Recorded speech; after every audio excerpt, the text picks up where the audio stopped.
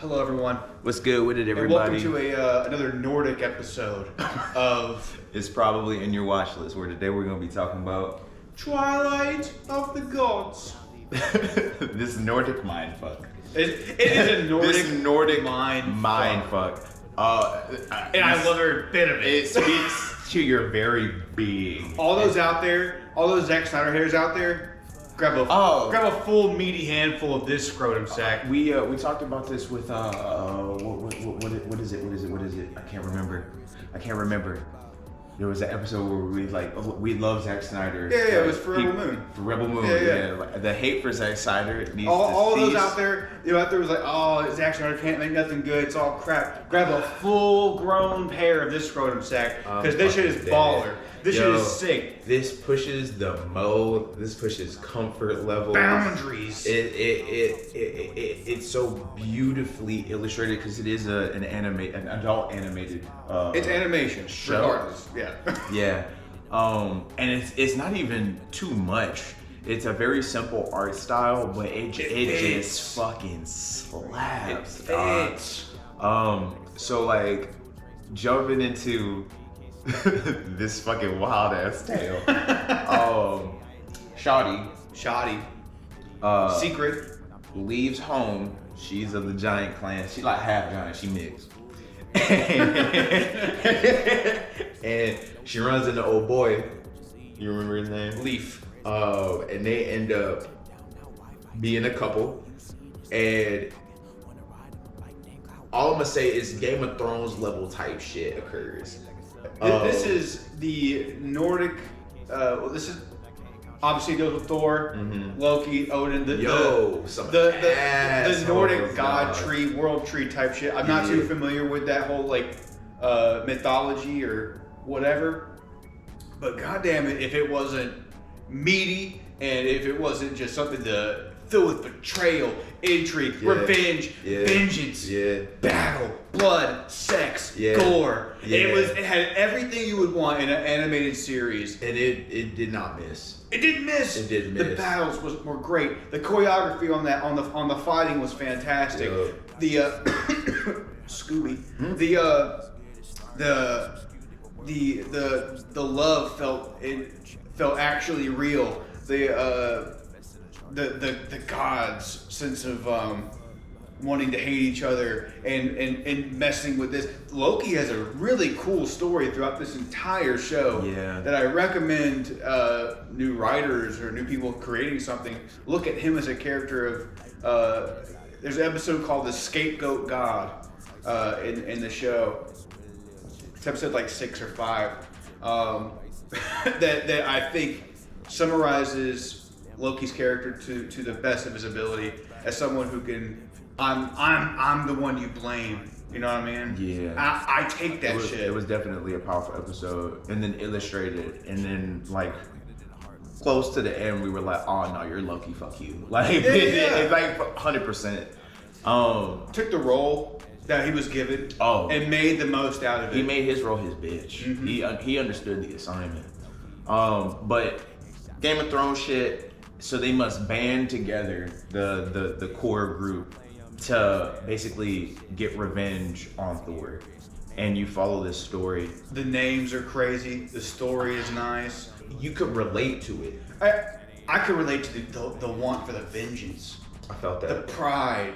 It made me want to get out there and just fucking go to make some blood happen. It just made me want to just walk. I was just Secret. They call her Secret the Blood Bride. The Blood Bride. And then there was another name for it. The Valkyries. The story of the girl who just or the woman who in their team that just wanted to go to Valhalla to see her sons. And then they said. And then the Valkyrie was like, nah. You have to take her. And then Hell came. And they were like, hey, you don't even want her up there. Yeah. Now she's free. She serves no gods now. Yeah. Which mindfuck at the end, when she ended up in Valhalla. Right, and then Thor's up there. And it's like, well, ain't this about a bitch? Hey, this was an original story that had a great moments, great fighting. The wolf guy, Ulfer, the goat throughout the whole show, the sorceress bitch, the fish, the dwarven fish. And then you had the bard. You had the bard. The bard. the fish. Wait, hold on. There was a point in the show where they were running. Right? And this bro hit the most, I'd say, ordinary, like, transform into fish to jump in the water and swim. And then man's dove, and they came out like fucking Finding Nemo to fucking take his revenge. Oh, and then got skull fucked literally. Shit, bro.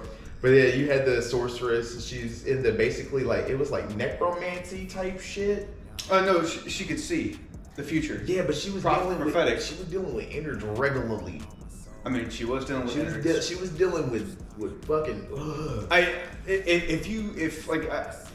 For comps to the show, if you're a fan of Blood of Zeus or Castlevania, I would put Castlevania. Castlevania could definitely be in there. If you're a fan, this is definitely a Netflix animated show. You can tell, but it has the Zack Snyderisms of the coming together of Rebel Moon, where she goes and gets a whole crew, and they have to go and fight a force. We always take build revenge. a team. In the mainstream media, you always build a team. The hero's journey involves building a squad, and then inadvertently also getting an army. Yeah, there's stuff about the Nordic mythology that I didn't know. I still don't really know if that was real or they made that up. Or like in the show itself. Yeah, in the show, I didn't know the dwarves could turn shapeshifters. I'm not tracking. If that's a real thing, if someone could explain like that part of the show to me. I couldn't recommend this show more to someone who enjoys animation, a great story, very, very graphic. There's some sex scenes in here that are sex don't scenes. Hold back. Yeah, they just are don't. Actual sex scenes. Oh. And I could have went without it, but at the same time, like, bravo to how you did it. It didn't hold. It didn't take me out of the story. No, it didn't. Some of those can be very garish. Well, garish, where they can also you can see like, oh well, now I'm just disconnected from this shit. Not a fan. All of the sex scenes in this animated show belong there. I felt like they worked inside the show. Yeah. Mixed with the gore, the episode where Thor takes out her whole fucking family is just balls to the wall. Fuck everything. Yeah. Very, very red. Thor is not the hero. No, he's not a hero. Thor is a whole op in this He shit. is the biggest op you've ever seen in your whole life. His Thor's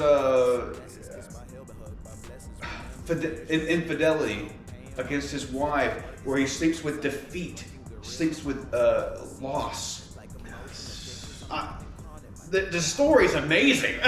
And like I said, I think my favorite episode is the Scapegoat God. If you watch any episode, if you even want to watch it, just watch that episode, and I think you'll get a good idea of what's going on. I don't think I can say I have a favorite episode. I think I like them all equally. You know what I like too? Is the story fucking ends. They definitely left it open for a season 2. They did not. I don't think they left it open for season 2. I think they did. I don't want to see a season 2. I think we're going to. No. Well, how would they continue the story? It ended with them. Dawn of the demigods. No. Come on, man. Dawn of the gods. Come on. You saw the ending. I did. I feel like that. You feel like it was open ended? I feel like it was conclusive while still leaving it open for a season 2. No. What about it? What about it left it open ended? It left with her cheersing with the person she wanted to take revenge against. Cheersed? Yes. I don't remember them cheersing. I thought she was standing there looking at him like a op. Like, I'm really here. I mean, do with that what you will. The sorcerer bitch evolved. Became a god. Yeah. Became the new god of foresight. Bard's going with her. Obviously, the dwarf is. So I'm saying all the stories concluded. But I feel like they could make a season 2. I think that they did it in a way where season 2. I mean, I would prefer if Zack Snyder would go and do something different, make another one of different sorts. Dawn of the Demigods. That's not happening. It's just not happening. It's a cool name though. Twilight of the Gods, Dawn of the Demigods. It matches. Or Dawn of the Humans. I don't know. Plus the whole Jesus thing. Bruh. The whole Jesus thing. Wait. These motherfuckers showed the future to Odin, right? And basically, they went so far into the motherfucking future that it showed current day with Jesus and everything. Like how y'all are gonna be evaporated, and this is gonna be the new. You won't be remembered. It was wild. It was wild. Also, how that happened was wild. Yeah. But that's also how she became a god, low key. Low key. Swivel on a nigga, keep it low key. Low key. Mischief on the level, low key. Low key. I recommend you watch this regardless. Oh, for sure. If it's not in your watch list, yes, put it in your watch list. Put that in there. If right it now. is in your watch list, you could dial that bitch up to the top a little bit. Disclaimer: graphic nudity. Oh, graphic nudity. High levels of gore. High levels of blood, gore. violence. Inappropriate shit. This is Drug NC-17. Really on point drug use, low key. There were points where I was like, that's too accurate. That's a little too accurate. Let's rate this motherfucker, bro. Hey, so I'll go ahead and start it. Go ahead. I'm gonna hit this bad boy. Ooh, with the 8.7654321. So it's not a 9 for me, but it's not a 9 for me purely off the fact that it's not the of shit that I've seen. I don't know why I did it like that. Yeah. I had like an invisible shake weight. What is it that gives you that? Yeah, I don't know, but it wasn't this. Then what gives you this? I don't know. When we cross that bridge, I'll let you know when we get to the other side. All right. But I'm gonna be real. I could have went without the boundaries of the sex scenes. The show pretty much didn't miss. It's not touching that 9 for me, but I don't know if I am able to at this time explain why.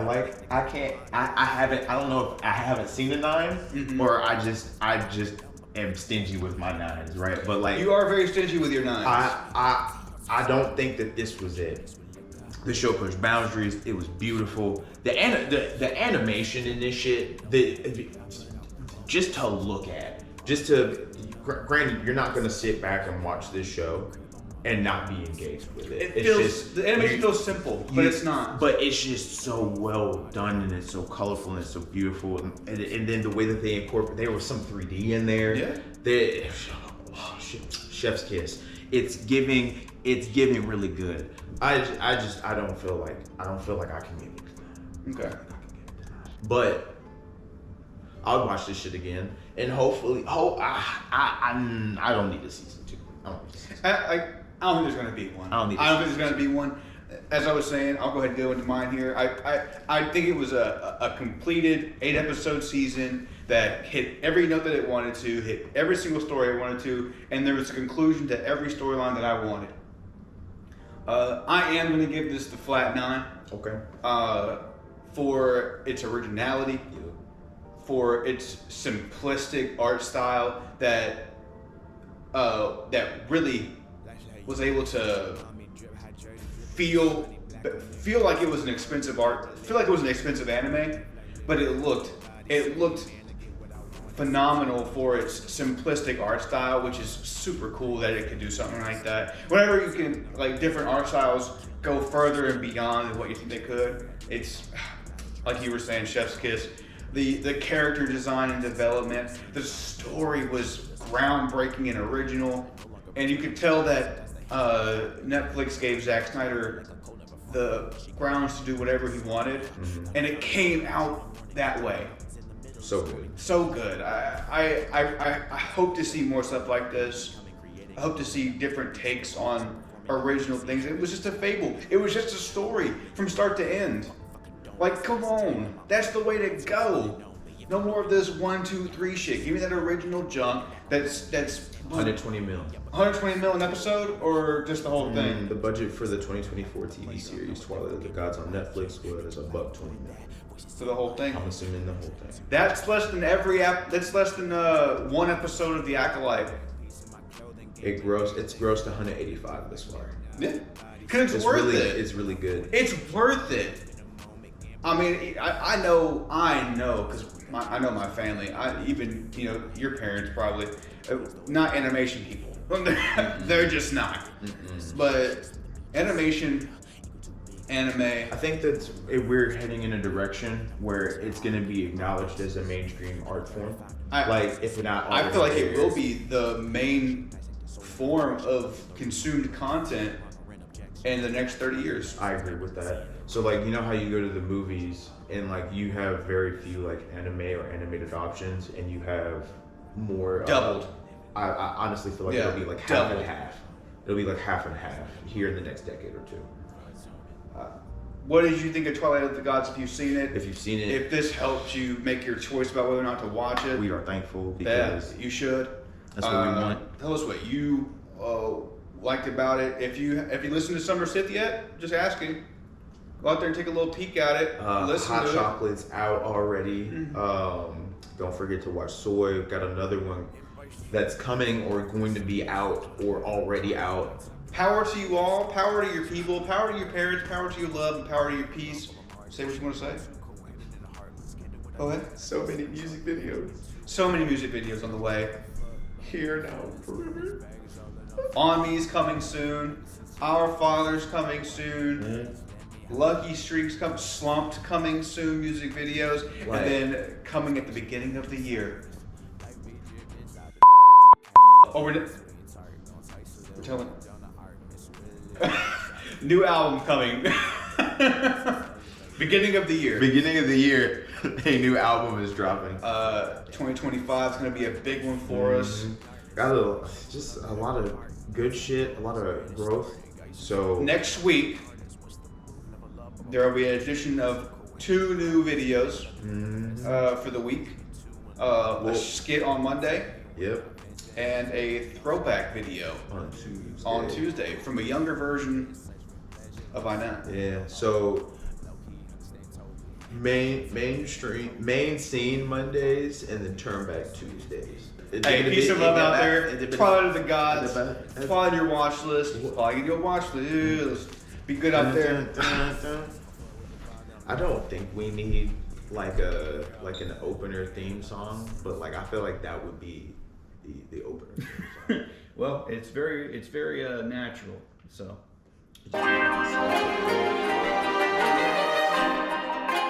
Diamond Gang.